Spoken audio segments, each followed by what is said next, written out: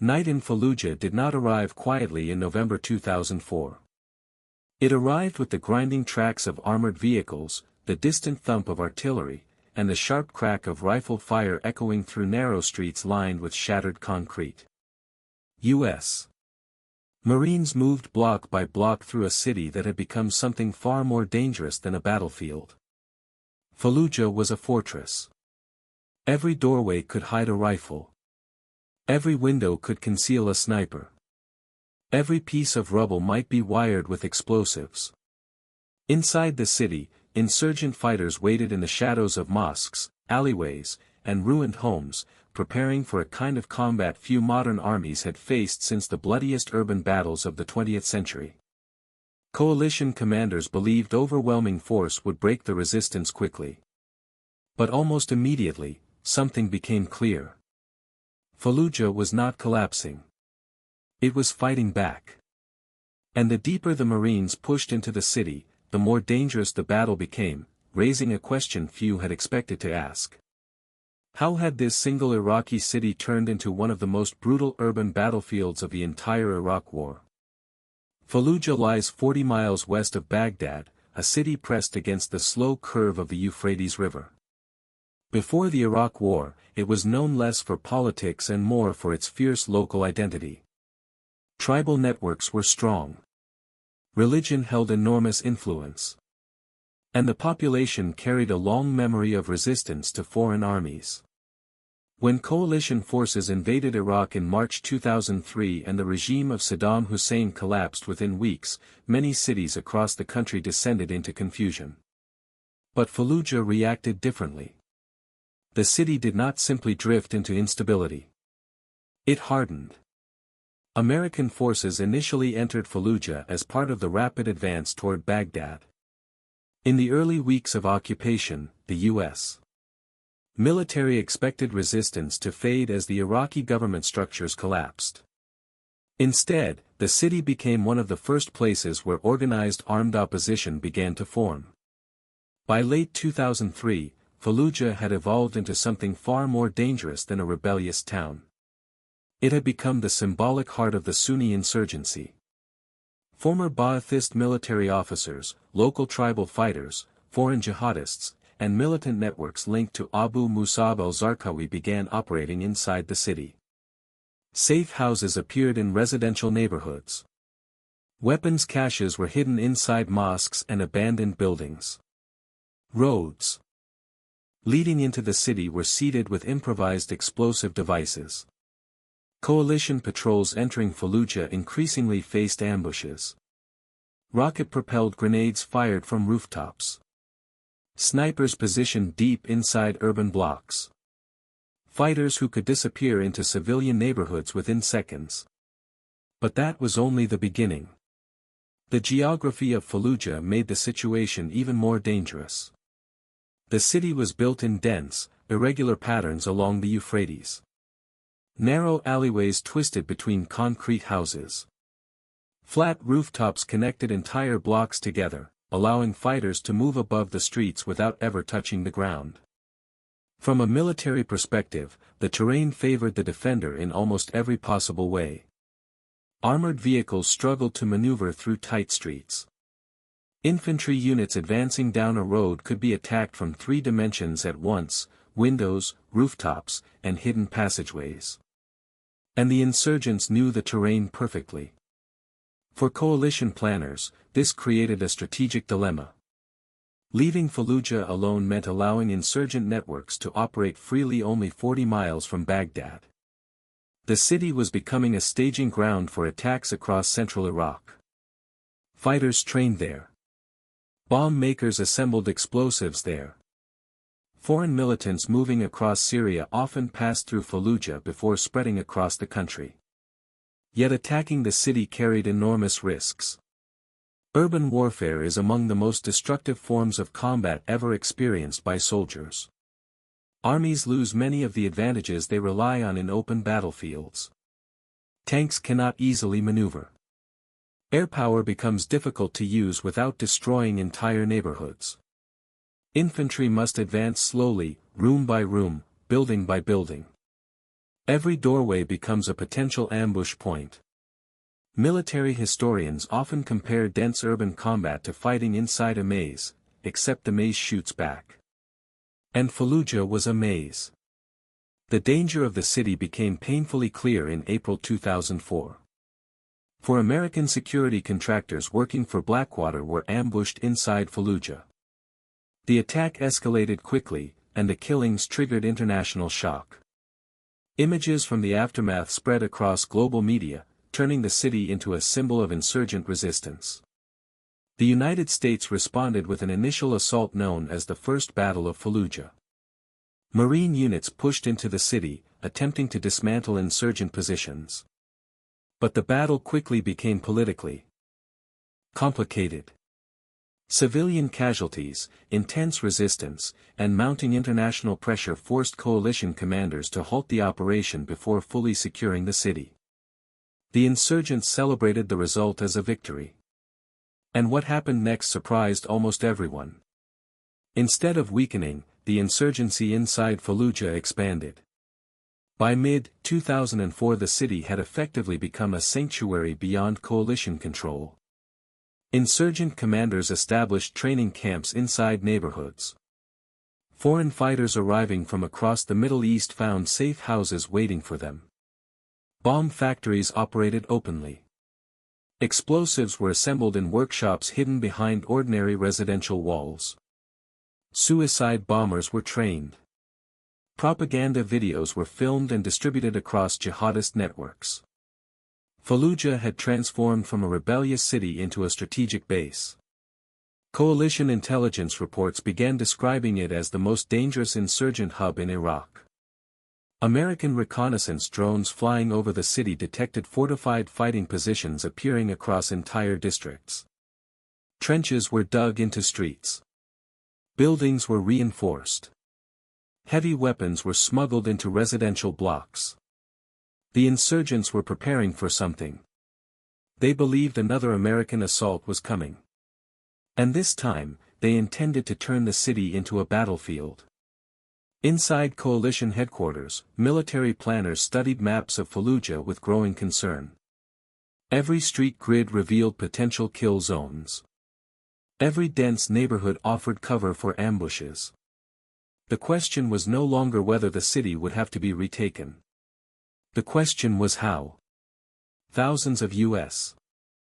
Marines, Army soldiers, and Iraqi security forces began assembling for an operation unlike anything seen earlier in the war. Armored units prepared to breach fortified districts.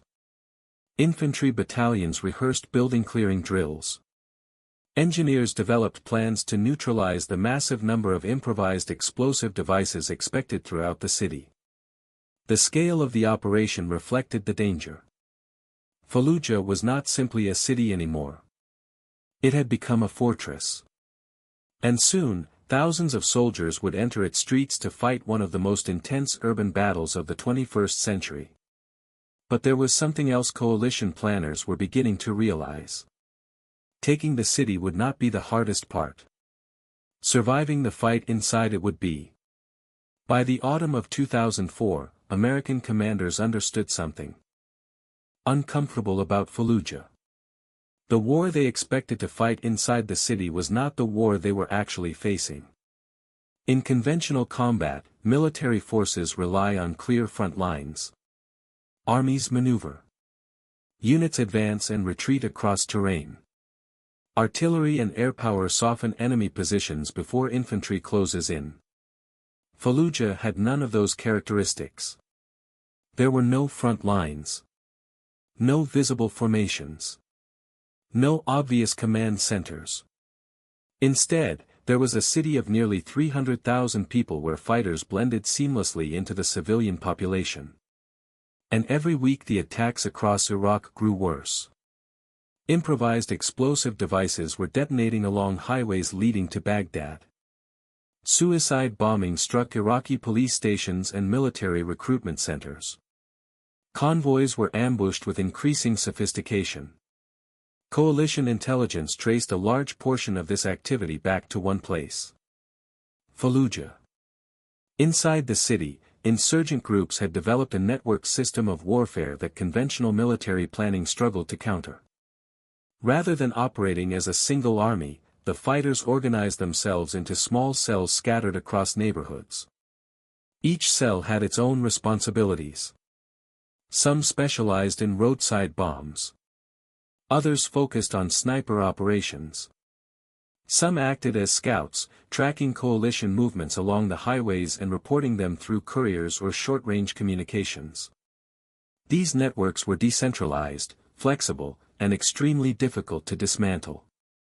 If one group was captured or killed, another could take its place almost immediately. But that wasn't the real problem. The real problem was the city itself. Urban terrain multiplies the strength of a defender. Buildings provide concealment. Walls block sight lines. Streets channel attacking forces into predictable paths. Inside Fallujah, insurgents transformed these advantages into a defensive system designed specifically to trap advancing soldiers. Entire neighborhoods were wired with improvised explosive devices. Doorways were booby-trapped with grenades connected to fishing line. Staircases were rigged with explosives triggered by pressure plates. Even children's toys and discarded objects left on the ground could conceal detonators. Marines entering buildings often had to assume every room was dangerous. And often they were right. Insurgents also used tunnels and hidden passageways between structures, allowing fighters to move between buildings without appearing on the street. Snipers occupied upper floors and rooftops, covering long stretches of road. A single marksman could halt an entire platoon's advance. Meanwhile, insurgent observers watched from rooftops and mosques, reporting coalition movement through handheld radios or runners moving through back alleys. What appeared from the outside to be a chaotic city was actually a carefully prepared defensive environment. Fallujah had become a battlefield engineered for close combat. Coalition forces had experienced urban warfare before in Iraq, but nothing at this scale. Clearing a single building might require an entire squad. Clearing a city of this size meant thousands of buildings. And every one of them could hide armed fighters. But another challenge was emerging. The insurgents understood that they did not need to defeat the U.S. military in a traditional sense. Their goal was not to destroy American forces. Their goal was to make the battle so costly, so chaotic, and so politically damaging that the operation itself would become a strategic defeat. This idea shaped everything they did. Instead of concentrating their fighters in large defensive formations, insurgent commanders dispersed them across the city. Small groups operated independently, attacking wherever opportunities appeared. One block might remain quiet for hours. The next could erupt into a sudden firefight. A patrol advancing through a neighborhood might believe resistance had collapsed, only to be hit minutes later by a sniper shot or a hidden explosive. Every movement became uncertain. Every street crossing required caution. Every doorway demanded suspicion. But the insurgents had one more advantage. They knew Fallujah intimately. Many of the fighters had grown up in these streets. They knew which alleys connected which blocks. They knew which houses had interior courtyards. They knew where walls were weak enough to blast through or climb over. For coalition troops arriving from across the United States, the city was unfamiliar territory. Maps could show street layouts, but they could not reveal the hidden passages inside homes or the subtle geography of neighborhood movement. This imbalance gave insurgent fighters a powerful edge in the opening stages of urban combat. And it allowed them to plan something even more dangerous. Their strategy relied on patience.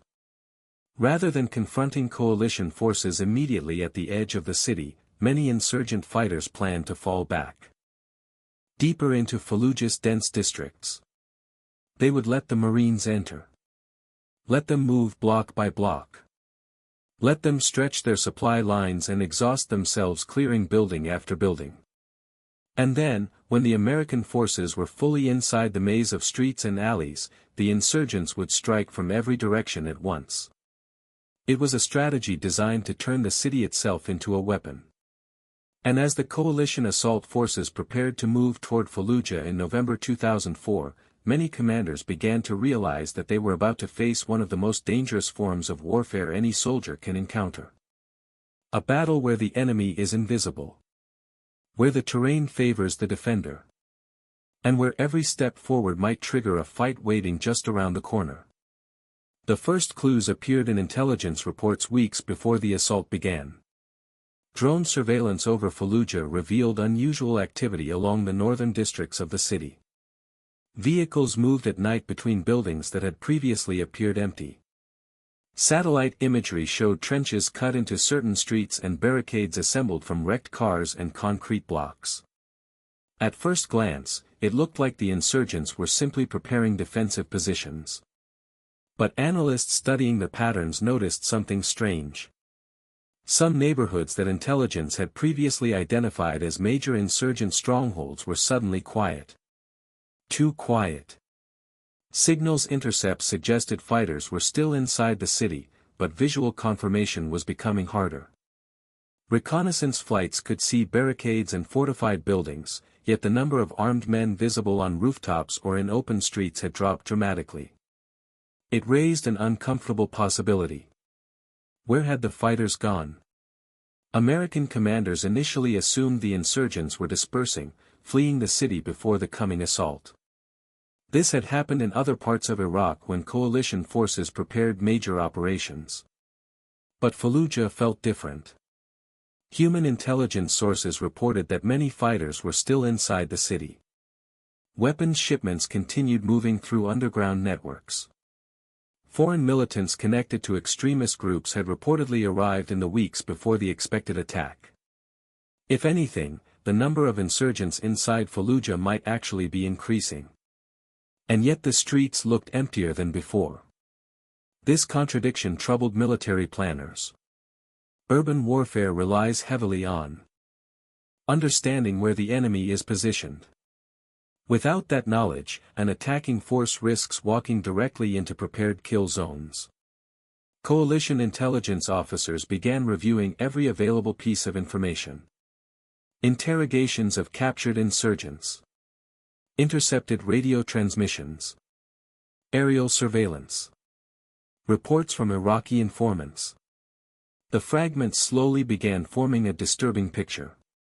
Rather than concentrating their forces along the outskirts of Fallujah, insurgent leaders had spread their fighters across the entire city. They were hiding inside homes, abandoned factories, schools, and mosques. Some fighters lived among civilians. Others waited inside buildings that appeared completely deserted. In many cases, entire squads were concealed inside rooms with windows covered and lights turned off, remaining invisible to surveillance aircraft flying overhead. But that wasn't the most unusual discovery. Engineers studying drone footage noticed patterns that suggested something more deliberate. Barricades were placed not simply to block streets, but to funnel vehicles toward specific intersections. Sniper positions overlooked narrow corridors where infantry units would be forced to move if armored vehicles could not pass. Certain blocks contained multiple reinforced buildings positioned to support each other with overlapping fields of fire. This was not random urban resistance. It was organized defensive planning. Even more concerning, some insurgent groups had begun modifying buildings themselves. Interior walls were knocked out to create long firing lanes through multiple rooms. Holes were cut between houses so fighters could move from building to building without exposing themselves on the street. Some rooftops were connected by ladders and makeshift bridges, allowing rapid movement across entire blocks. The city was quietly transforming into a layered battlefield. What appeared from the outside as a collection of ordinary neighborhoods was actually becoming a network of hidden fighting positions. Coalition planners realized the insurgents were preparing to fight in a way that neutralized many of the advantages modern armies rely on. Air power would be difficult to use without destroying entire residential districts. Armored vehicles could be trapped in narrow streets or targeted with rocket-propelled grenades from elevated positions. Infantry would have to advance slowly, clearing buildings one by one. And inside each of those buildings could be fighters waiting in darkness. But one final intelligence report made the situation even more unsettling. Interrogations of captured militants suggested that some insurgent leaders were actively encouraging fighters not to defend the outer edges of the city at all. Instead, they were instructing them to withdraw deeper into Fallujah's interior districts and wait. Wait until the Marines entered the city. Wait until they were fully committed to the urban fight. Then attack from hidden positions across multiple neighborhoods at the same time. It was a strategy designed to stretch coalition forces across the city, forcing them to fight dozens of small battles simultaneously. From a distance, Fallujah might appear quiet. But beneath that silence, thousands of fighters were preparing for a brutal confrontation. And the closer coalition troops moved toward the city, the clearer one unsettling realization became. Fallujah was not just defended. It was prepared. Military planners preparing for the assault on Fallujah knew that raw firepower alone would not decide the coming battle. Urban warfare punishes armies that rely purely on force. Every building becomes an obstacle. Every hallway becomes a potential ambush point. Tanks and aircraft can destroy structures, but they cannot control the rooms inside them. That task falls to infantry. And inside Fallujah, infantry tactics would determine whether the assault succeeded or failed. For decades, modern militaries had refined a specific doctrine for urban combat known as systematic clearing. The concept was simple in theory but brutally demanding in practice. Units advanced slowly through the city, isolating sections of terrain block by block. Each building is searched, secured, and marked before soldiers move to the next structure. The process repeats thousands of times until the entire urban area has been cleared. This method prioritizes control over speed. It reduces the risk of enemy fighters slipping behind advancing forces. It prevents ambushes from previously cleared areas. And it allows commanders to maintain a coherent front line inside an otherwise chaotic environment. But it requires enormous discipline. In Fallujah, the coalition assault would rely heavily on U.S. Marine infantry units trained in close-quarters battle. These Marines had spent months preparing for the exact conditions they expected to encounter. They trained to clear rooms in seconds. A typical building entry drill begins with a breach. Explosive charges, shotguns, or sledgehammers force open doors while soldiers stack tightly against the wall beside the entry point. The first Marine enters rapidly, moving left or right to create space for the rest of the team. The second soldier clears the opposite corner. The third and fourth move deeper into the room, covering blind spots and hallways. The goal is speed and overwhelming control. Every angle must be secured before an enemy fighter can react. But Fallujah presented complications that went beyond standard training.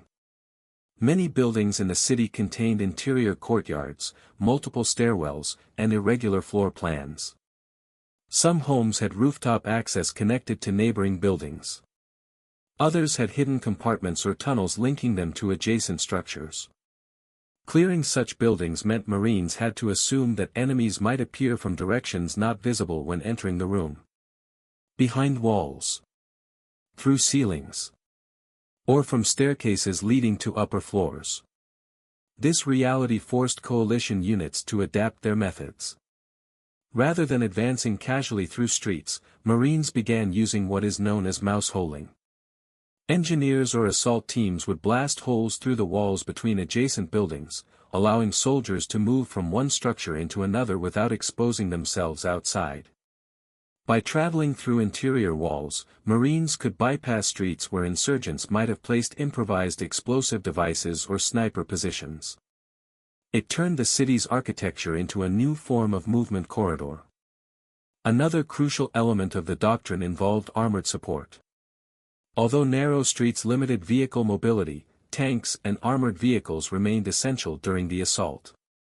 M1 Abrams tanks and Bradley fighting vehicles provided heavy firepower capable of destroying fortified insurgent positions. If Marines encountered fighters barricaded inside reinforced buildings, tanks could blast openings in walls or collapse defensive structures with high explosive rounds. But even tanks had limits. Urban terrain often forced armored vehicles into predictable paths. Insurgents armed with rocket-propelled grenades could attack from rooftops, windows, or narrow alleyways. To counter this threat, infantry units moved alongside armored vehicles, protecting them from close-range ambushes. This cooperation between armor and infantry became one of the defining features of the battle. Yet even the most refined doctrine could not remove the uncertainty of urban combat. Every building cleared by Marines represented a tiny victory.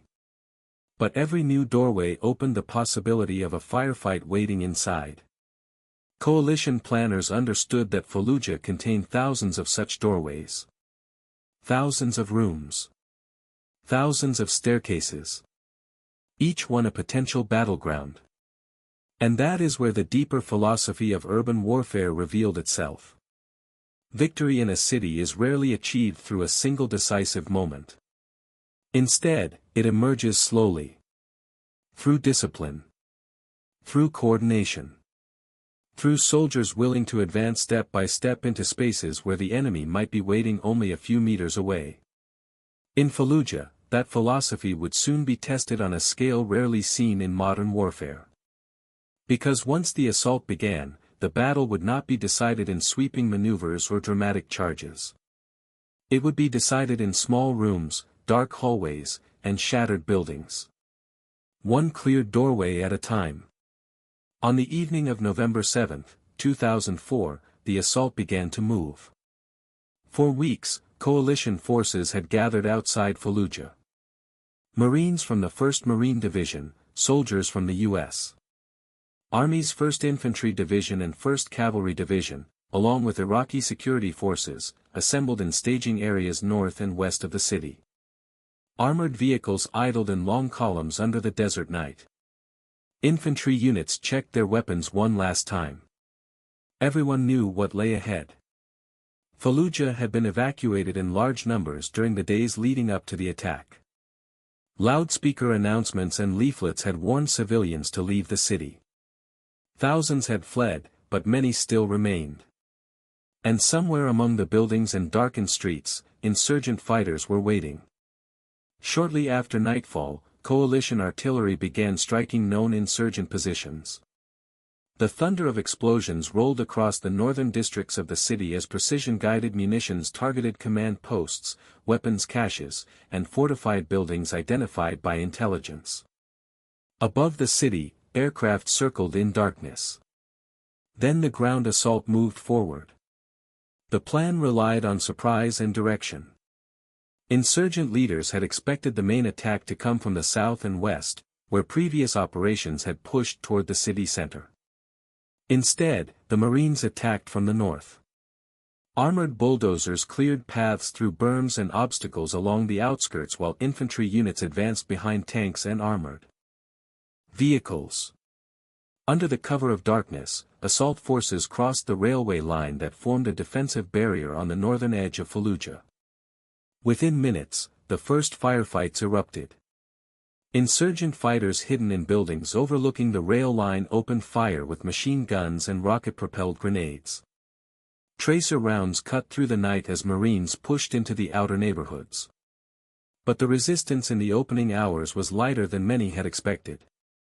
Some insurgent positions were quickly overwhelmed.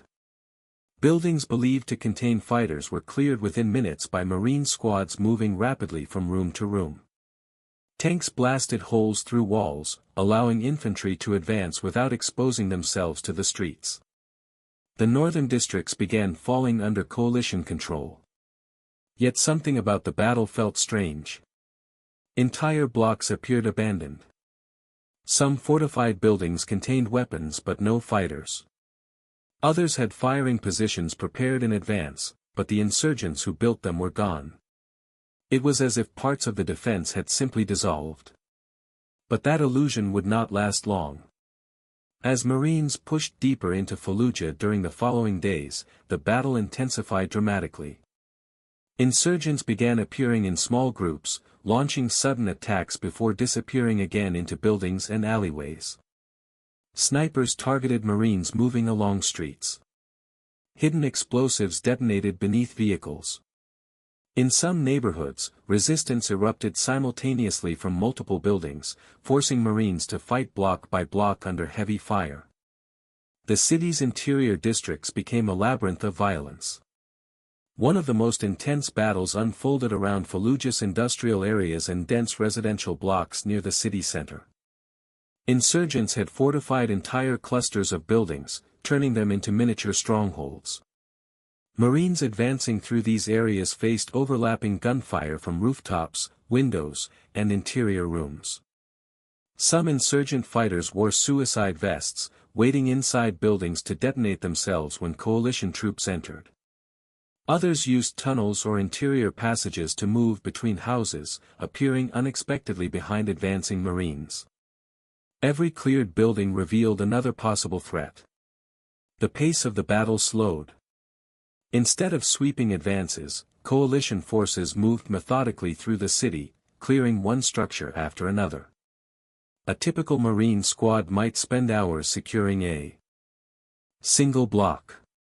Doors were breached with explosives or shotgun blasts. Flashbang grenades stunned anyone inside. Rifle fire echoed through narrow hallways as Marines secured rooms one by one. Sometimes the buildings were empty. Sometimes they contained armed fighters ready to resist. And sometimes the battle erupted with shocking intensity. In one encounter, Marines entering a residential structure were met by insurgents firing from concealed positions inside walls that had been modified with firing holes. The firefight lasted only minutes, but the confined space amplified every sound and movement. Dust filled the air. Furniture splintered under gunfire. When the shooting stopped, the room looked like a battlefield compressed into a single house. Outside, tanks continued supporting the advance. Abrams crews fired high explosive rounds into barricaded buildings where insurgents refused to surrender. The blasts shattered walls and collapsed entire sections of structures, clearing paths for infantry to move forward. Meanwhile, engineers worked constantly to neutralize improvised explosive devices hidden across the city. Some explosives were buried beneath roads. Others were concealed inside doorways or staircases. Each one had to be carefully disarmed or destroyed before the advance could continue. And this is where the battle became something far more exhausting than the initial assault. Urban warfare rarely produces dramatic breakthroughs. Instead, it grinds forward through relentless repetition. Clear one building. Move to the next. Secure the street. Then repeat the process again and again. Days passed in this pattern. Coalition forces pushed southward through Fallujah's neighborhoods while insurgent resistance slowly fractured into isolated pockets of fighters defending specific buildings or intersections. Some militants attempted to escape the city. Others continued fighting even when surrounded. The streets of Fallujah became filled with shattered walls, burned vehicles, and the constant echo of gunfire. And yet the deeper coalition forces moved into the city, the clearer something became. The insurgents had not intended to stop the Marines at the city's edge. They had planned to fight inside the maze. And inside that maze, every block had become a battlefield. By the middle of November, the shape of the battle in Fallujah had become clear. This was not a fast assault. It was a methodical dismantling of a city that had been carefully prepared for war. The success of coalition forces did not come from a single breakthrough or dramatic maneuver. It came from a series of tactical decisions repeated thousands of times across hundreds of city blocks. The most important of these decisions was control of movement. Urban warfare punishes any unit that advances too quickly. Streets create natural funnels, forcing soldiers into narrow spaces where defenders can concentrate fire. Insurgents inside Fallujah had prepared exactly for this situation. Many streets were covered by sniper positions. Others were seeded with improvised explosive devices designed to detonate when vehicles passed over them. Some were deliberately blocked with barricades that forced armored vehicles into predictable paths. If Marines moved down those streets, they would be walking into carefully prepared traps. So instead, they changed the battlefield. Rather than advancing primarily through roads, Marine units began moving through the buildings themselves. This tactic, known among infantry as mouse-holing, allowed soldiers to break through interior walls and move from house to house without ever stepping outside. Engineers or assault teams used explosives, breaching tools, or even tank fire to create openings in walls between adjacent structures. Once inside a building, Marines would clear it room by room. Then they would blast through the next wall and repeat the process. This approach achieved two critical advantages. First, it avoided the exposed streets where insurgents expected the Marines to move. Second, it denied insurgent fighters the ability to relocate across blocks without encountering coalition forces. Entire platoons began advancing through the city like this, moving inside the architecture itself. But that was only part of the tactical system. Coordination between infantry and armored vehicles proved equally decisive. The Abrams tanks operating in Fallujah became more than just heavy weapons platforms. Their crews worked closely with Marine units to destroy fortified enemy positions that infantry could not safely approach. If insurgents barricaded themselves inside a reinforced structure, Marines could mark the building while tanks fired high-explosive rounds directly into the walls. The effect was devastating. Concrete barriers collapsed. Rooms filled with dust and debris. And the fortified positions insurgents had spent weeks preparing could be neutralized within seconds. Yet armor alone could not operate safely in the city. Insurgents armed with rocket-propelled grenades constantly searched for opportunities to attack tanks from elevated positions or narrow alleys. To counter this, infantry squads moved alongside the armored vehicles, scanning rooftops and windows while tanks focused on delivering firepower where it was needed most. This partnership between armor and infantry created a combined arms system that slowly broke apart the insurgent defenses. Still, the battle remained extremely dangerous. One of the most difficult challenges facing Marines was identifying the enemy. Unlike conventional soldiers wearing uniforms, insurgent fighters blended into the environment. They wore civilian clothing. They carried weapons hidden beneath blankets or inside bags. Some moved through buildings until the exact moment Marines entered the room. Then the firefight began. In these situations, training became the decisive factor. Marine squads relied on carefully rehearsed close-quarters battle drills to survive the chaos of indoor combat. Every Marine entering a building had a specific responsibility. One covered doorways. Another secured corners. Another watched staircases leading to upper floors. Communication inside the squad had to be constant and precise. A single missed corner or unchecked hallway could allow an insurgent fighter to attack from behind. But something else began to influence the battle as well. Discipline. Urban combat creates enormous psychological pressure. Every room entered might contain a hidden enemy. Every step forward might trigger an explosive. Fatigue builds quickly. Fear spreads easily. The units that succeed in this environment are those able to maintain discipline despite the uncertainty surrounding them. In Fallujah, Marine units demonstrated that discipline repeatedly. Even after hours of fighting, squads continued clearing buildings using the same methodical procedures. Check the doorway. Enter rapidly. Secure the corners. Move to the next room. And repeat. Block after block, this process slowly dismantled the insurgent defensive network. Sniper positions were eliminated. Weapons caches were discovered. Fighters who attempted to regroup were cut off by advancing units. By the third week of the battle, insurgent resistance inside Fallujah began to collapse into isolated pockets. Some fighters attempted to escape the city through hidden routes along the Euphrates. Others continued fighting until they were surrounded inside buildings with no remaining exits. The tactical system used by coalition forces had achieved its purpose. The city was no longer a unified defensive battlefield. It had been broken into fragments. And once those fragments were isolated, the outcome of the battle became inevitable. But what happened in Fallujah revealed something much larger than the fate of a single city. It demonstrated a truth that soldiers across generations have learned in the hardest possible way. In urban warfare, victory rarely comes from speed. It comes from patience. The battle for Fallujah lasted weeks, but its lessons stretched far beyond the shattered streets of that Iraqi city. For military planners around the world, the operation became one of the clearest demonstrations of how modern warfare changes the moment armies enter dense urban terrain. In open environments, advanced militaries rely on mobility, long-range sensors, and overwhelming firepower.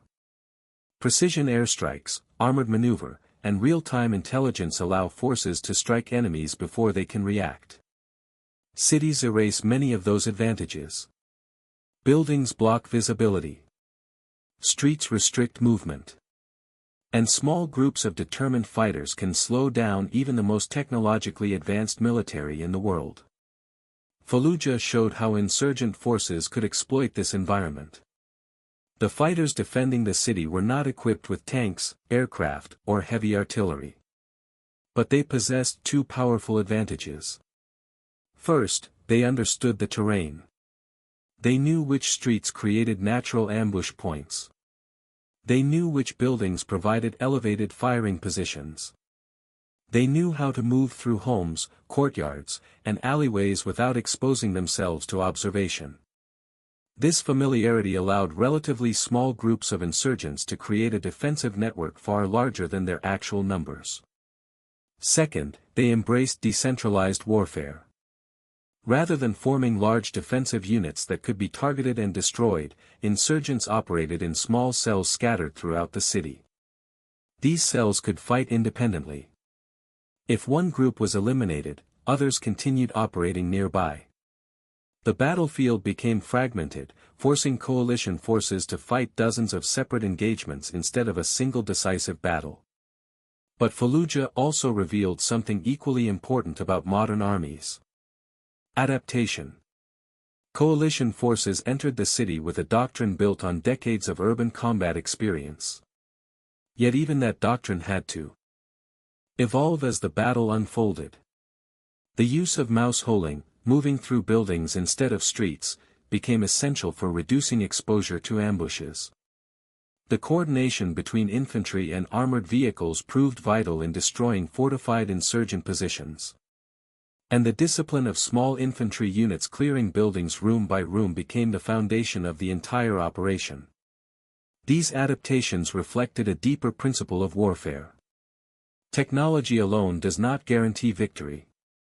Satellites, drones, and precision weapons provide enormous advantages, but they cannot replace the human element of combat. In Fallujah, the decisive factor was not the equipment carried by soldiers. It was the ability of those soldiers to adapt to a battlefield that changed with every block. The battle also demonstrated the enormous cost of urban warfare. Even when one side possesses overwhelming military superiority, fighting inside a city transforms the pace of conflict. Progress becomes slow, dangerous, and exhausting. Every building must be secured. Every street must be checked. Every hidden threat must be discovered before it can be neutralized. The result is a form of combat where patience, coordination, and resilience become as important as firepower. For the U.S. military, Fallujah became a case study studied for years afterward in military academies and operational planning centers. Not because it was an easy victory, but because it revealed the reality of modern urban warfare. A reality where battles are decided not by sweeping maneuvers across open fields, but by small teams of soldiers advancing through dark rooms, narrow hallways, and shattered walls. One careful step at a time. And that lesson would shape military thinking long after the smoke cleared from Fallujah streets. When the battle finally began to fade, Fallujah looked like a city that had been pulled through a storm of fire and steel. Smoke still drifted through broken streets. Concrete buildings stood hollowed and shattered. Entire blocks were scarred by tank rounds and explosions where barricaded positions had once stood. The sound of gunfire, which had echoed across the city for weeks, slowly began to fall silent. Coalition forces moved carefully through the final districts, searching buildings one last time, ensuring that no armed groups remained hidden inside the ruins. The battle that had consumed Fallujah was over. But the silence that followed carried its own weight. For the Marines and soldiers who had fought through the city, the experience would remain unforgettable. They had entered one of the most dangerous urban battlefields of the modern era and endured a form of combat that compressed the chaos of war into stairwells, hallways, and single rooms. Victory in Fallujah had not arrived with a single decisive moment. It had emerged slowly. Through exhausted squads clearing buildings late into the night. Through tank crews firing into fortified structures while infantry advanced behind them. Through engineers dismantling explosives hidden in streets that had become traps. Block by block. Room by room. The city had been taken back through patience and discipline rather than speed. Yet the scars of the battle remained visible long after the fighting stopped. Fallujah became a symbol of how brutal urban warfare can become when insurgent forces choose to stand and fight inside a city. It also became a reminder of the soldiers who walked into that maze of concrete and danger, knowing exactly what kind of battle waited for them.